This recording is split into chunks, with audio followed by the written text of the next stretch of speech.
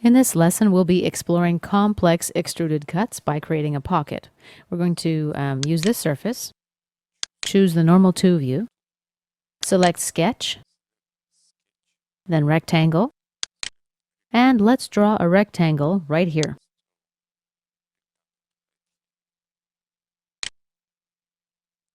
Now select the Line tool, and let's draw a free shape.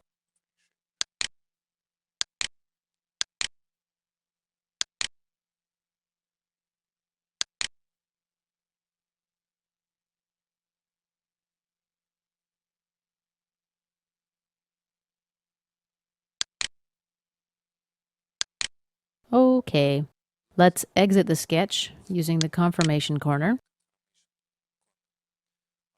Now, as you notice, we didn't define our sketch this time, and that's because Solidworks allows you to manipulate undefined sketches.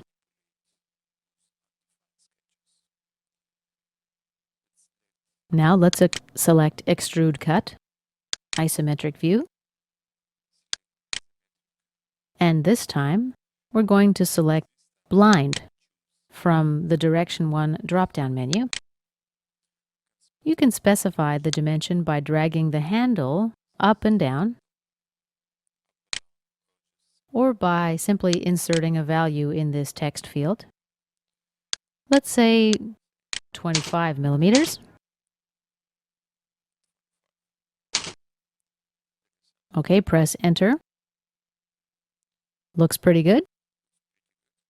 Accept your changes, and now we have a pocket. Okay, let's make some changes to this sketch. Right-click, select Edit Sketch. Let's drag the corner, reshaping this rectangle.